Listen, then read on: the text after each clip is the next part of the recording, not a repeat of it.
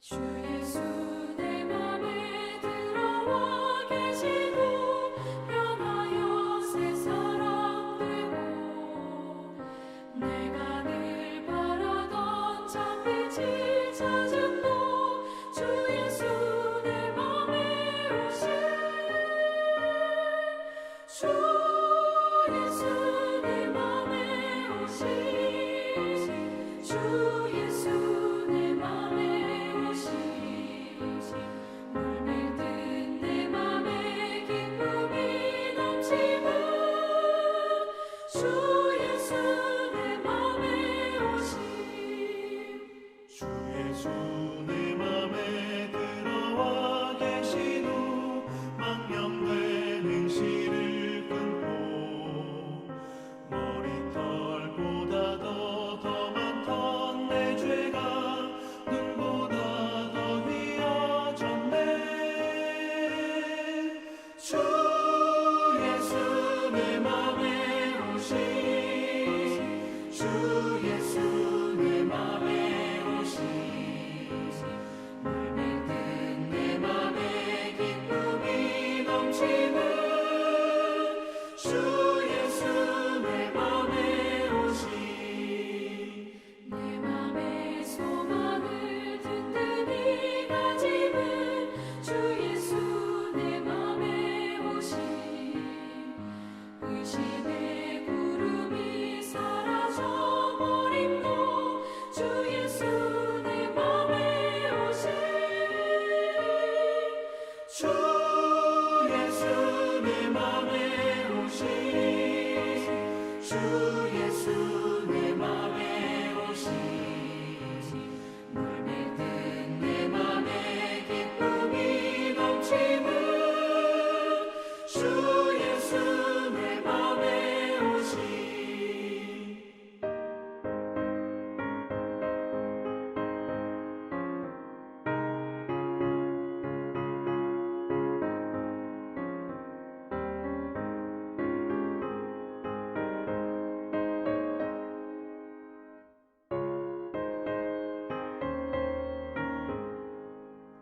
사방에 음침한 골짜기 가다가 밝은 빛 고련히 비춰 저 멀리 하늘 문 환하게 보임도 주 예수 내 맘에 오신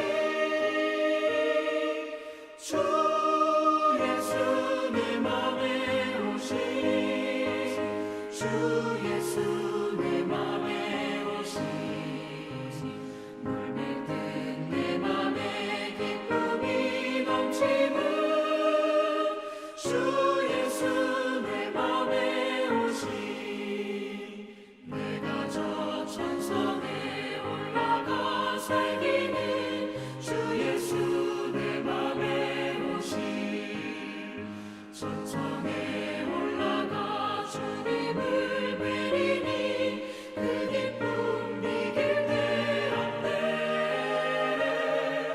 주 예수 내 맘에 오신 주 예수 내 맘에 오신 물밀듯 내 맘에 기쁨이 넘치는 주 예수 내 맘에 오신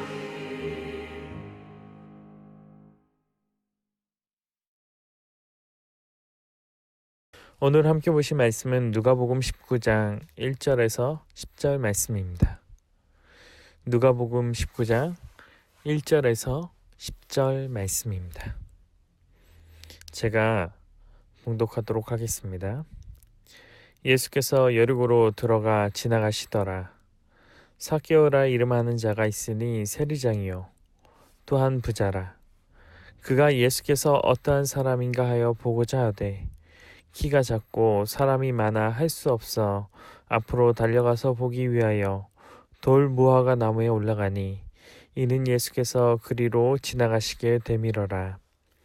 예수께서 그곳에 이르사 쳐다보시고 이르시되 삭개오야 속히 내려오라.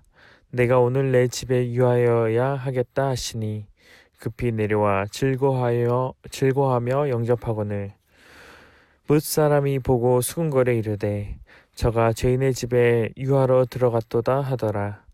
삭개오가 서서 주께 여짜오되 주여 보시옵소서 내 소유의 절반을 가난한 자들에게 주겠사오며 만일 누구의 것을 속여 빼앗은 일이 있으면 내 갑절이나 갚겠나이다. 예수께서 이르시되 오늘 구원이 이 집에 이르렀으니 이 사람도 아브라함의 자손이미로다. 인자가 온 것은 잃어버린 자를 찾아 구원하려 함이니라. 아멘. 오늘 여러분들과 함께 누가복음 19장 1절에서 10절 말씀을 함께 보도록 하겠습니다. 오늘 우리가 함께 보는 본문은 부자라는 키워드로 누가복음 18장 18절과 30절 말씀과 연결됩니다. 누가복음 18장의 부자관원은 예수님에게 어떤 사람이 구원을 받는지를 묻고 있습니다. 그는 예수님이 제시하시는 계명에 대해 자신은 그 계명을 잘 지켜왔다라고 이야기합니다. 그러나 오늘의 부자인 삭개오는 그 부자와 달리 허점투성입니다. 허점이라기보다는 우리가 말할 수 있는 결격사유들이 많이 존재합니다. 일단 그는 세리장입니다. 당시의 세리는 시대적으로 비난받던 직업입니다. 당시의 이스라엘은 로마의 지배를 받았고 그 지배체계 안에서 세금을 징수하는 것은 충분히 비난받는 직업일 것입니다. 한번 생각해 봅시다. 특별히 우리가 살고 있는 캐나다는 세금이 가시적으로 눈에 많이 보일 때가 많이 있습니다. 당장 마트에만 가더라도 물건을 구입하고 5%와 7%, 총 12%의 세금이 붙은 것을 보면서 불평하는 사람들을 우리는 쉽게 볼 수 있습니다. 그런 것들을 생각하면 이 세리장에 대한 그리고 세리에 대한 유대인들의 마음과 생각들을 쉽게 상상해 볼 수 있을 것입니다. 그런데 당시의 세리들은 세금을 징수한다는 것만으로도 기본적인 불만이 있는데 정상적인 방법으로 세금을 징수하지도 않았습니다. 보통 로마가 부과한 세금만을 징수한 것이 아니라 더 많은 세금을 징수하여 자신의 재산을 증식했습니다. 그래서 오늘 7절에 보면 사람들이 예수께서 삭개오의 집에 들어가는 모습을 보고 죄인의 집에 들어간다라고 이야기하고 있는 이유가 세리를 보는 사람들의 시선과 관점들이 그 안에 포함되어져 있다는 것들을 우리가 확인할 수 있습니다. 또한 성경은 삭개오에 대해서 키가 작다라고 마치 결격 사유가 있는 것처럼 부정적인 인식을 이미 심어주고 있습니다. 그래서 삭개오의 모습은 아까도 이야기했던 것처럼 누가복음 18장에 나오는 부자관원의 이야기와 그 주인공인 부자관원과 비교됩니다. 삭개오는 세리로 죄인 취급받았고 키도 작아 사람들이 많아 예수님을 볼 수도 없는 사람이었습니다. 누가복음 18장에 나오는 부자관원은 유대인들의 시각에 있어서는 이 삭개오와 이 부자관원을 비교한다는 것 자체가 비교 대상이 될 수 없는 존재였습니다. 우리의 눈으로 보기에도 부자관원은 훨씬 더 구원받을 만한 구원받기에 합당한 그런 조건을 가진 사람으로 비춰지곤 합니다. 그러나 중요한 것은 이 둘이 예수님의 말씀에 어떻게 반응했는지입니다. 아마도 부자관원은 자신이 스스로 구원을 이미 받을 만한 사람이라고 생각했습니다. 그렇기 때문에 예수님에게 어떤 사람이 영생을 얻을 수 있는지 물어보았을 것입니다. 하지만 부자관원은 예수님이 재산을 가난한 자들에게 나누어 주라는 말씀에는 근심하였습니다. 그러나 부자관원과 달리 오늘 본문에서 삭개오는 자신의 재산의 절반을 가난한 자들에게 주고 속여 빼앗은 것은 내 갑절을 주겠다라고 이야기합니다. 이 말에 예수님이 하신 말씀은 오늘 이 집에, 다시 말해 삭개오의 집에 구원이 이루어졌다라고 이야기합니다. 이 본문을 이야기하면서 우리는 단순하게 순종의 관점으로 이해할 수 있을 것입니다. 그러나 본문이 이야기하는 것은 단순히 어떠한 이야기에 순종했다라는 것들을 이야기하는 것은 아닙니다. 부자 관원이 순종하지 않았고 삭개오가 순종했다는 이 두 관점이 구원의 문제를 풀어가는 것은 아니라는 것입니다. 누가복음 18장 23절을 보면 부자 관원이 근심하는 모습이 나옵니다. 그는 왜 근심했나요? 계명을 지키고 있다는 그의 당당한 모습은 사라지고 왜 그는 근심하였을까요? 부자 관원의 중심에는 하나님이 없었기 때문에 그가 근심하고 있었던 것입니다. 세상의 다른 것, 부자의 부가 하나님이 아닌 물질에 있었기에 그 부를 포기할 수 없었던 것입니다. 그렇다면 오늘 본문의 삭개오와는 무엇이 다른가요? 오늘 본문 속에서 우린 삭개오의 무엇을 발견할 수 있나요? 저는 두 가지를 함께 이야기하고자 합니다. 첫 번째는 삭개오의 간절한 마음입니다. 부자 관원은 자신의 의를 나타내기 위해서 예수님에게 질문을 하였습니다. 하지만 삭개오는 예수님을 찾아간 게 본인의 어떤 의를 나타내기 위해 찾아간 것이 아니라 예수님을 정말로 만나고 싶어 했고 예수님을 통해서 본인의 인생을 바꾸고자 하는 어떤 갈망들이 있었던 것 같습니다. 그런 예수님을 만나고자 하는 간절함이 삭개오를 돌 무화과 나무 위에 올라가게 했고 그 간절한 마음이 예수님을 만나게 한 것입니다. 두 번째는 삭개오의 행동일 것입니다. 그는 예수님을 집으로 영접한 이후 누구의 요구도 없이 스스로 자신의 모든 것을 내어주고 있습니다. 그가 세리이고 세리장이란 말을 통해 우린 그가 물질에 대한 탐욕이 얼마나 많은 사람인지 추측해 볼 수 있을 것입니다.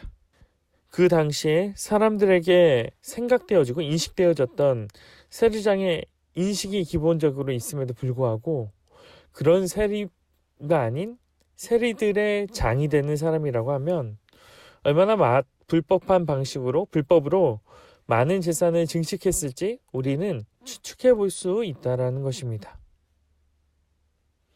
그럼에도 불구하고 그는 그 자신의 욕망과 자신의 재산의 절반을 다른 사람을 위해 내어놓는 그러한 마음들을 통해 예수님이 시키지 않았음에도 불구하고 그 모습을 먼저 이야기하는 것처럼 예수님을 만난 그의 인생과 삶에 그런 변화가 있었다라는 것입니다.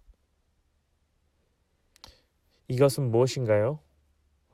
결국 구원받은 사람은 하나님을 믿고 그 안에 그 중심을 하나님에게 두고 그리고 무엇보다 그 중심에 둔 하나님의 말씀으로 살아가는 사람이라는 것입니다. 오늘 이 두 인물을 통해 우리는 한번 생각해 보기 원합니다. 우리의 중심은 누구에게 있나요? 그리고 우리는 하나님을 위해 우리의 모든 것을 포기할 수 있는 사람인가요?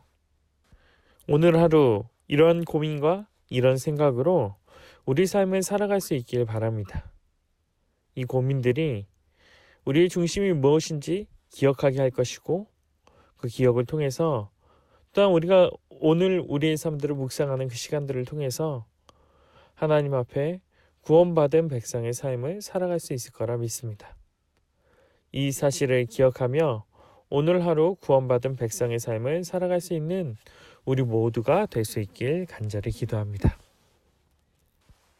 이 시간 기도하도록 하겠습니다. 하나님, 우리가 이 세상을 살아가며 하나님을 믿는다라고 착각할 때가 많이 있습니다.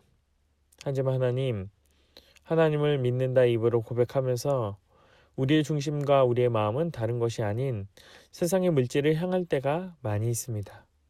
하나님, 그런 우리의 삶, 그런 나의 삶을 용서해 주었고, 이제는 내 안에, 내 중심에 다른 것이 아닌 오직 예수 그리스도만을 품고 살아갈 수 있는 자가 될 수 있도록 인도하여 주옵소서.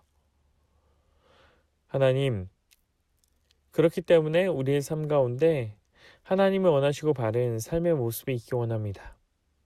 나의 손을 펴서 어려운 이웃을 도울 수 있는 그런 믿음 허락하여 주셨고, 내가 하나님의 은혜와 하나님의 도구로 사용될 수 있는 그런 은혜의 자리에 갈 수 있도록 또한 인도하여 주옵소서. 하나님, 그렇게 살아갈 때 오늘 우리가 만나는 모든 사람들이 하나님을 깨닫고 하나님의 은혜를 경험할 수 있기 원합니다.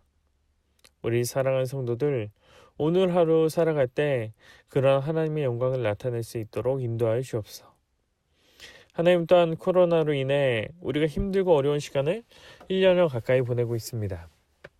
하나님, 이 시기에 우리가 집에 있는 시간이 더 많아졌고 개인적으로 보낼 수 있는 시간들이 많아졌는데, 이때로 헛되이 보내는 것이 아니라 하나님은 우리에게 하시는 말씀이 무엇인지 고민하고 묵상하게 하시옵고, 무엇보다 우리의 인생을 하나님 앞에 놓고 세워놓고 고민하고 생각할 수 있는 자가 될 수 있도록 주께서 인도하여 주옵소서. 그런 삶 살아갈 때 주님 당신께서 우리를 축복하고 인도하실 줄 믿습니다. 주님, 오늘 하루 우리 인도하시고 구원받은 합당한 삶을 살아갈 수 있도록 인도하여 주옵소서. 주님께서 우리 붙잡고 인도할 줄 믿사오며 예수님의 이름으로 기도합니다. 아멘. 우리 다 같이 주기도문 하시겠습니다. 하늘에 계신 우리 아버지여, 이름이 거룩히 여김을 받으시오며 나라의 임하옵시며 뜻이 하늘에서 이룬 것 같이 땅에서도 이루어지이다. 오늘날 우리에게 일용할 양식을 주옵시고 우리가 우리에게 죄 지은 자를 사하여 준 것 같이 우리의 죄를 사하여 주옵시고 우리를 시험에 들게 하지 마옵시고 다만 악에서 구하옵소서. 대개의 나라와 권세와 영광이 아버지께 영원히 있사옵나이다. 아멘. 우리 이 시간 각자의 기도 제목 가지고 계속해서 기도하도록 하겠습니다.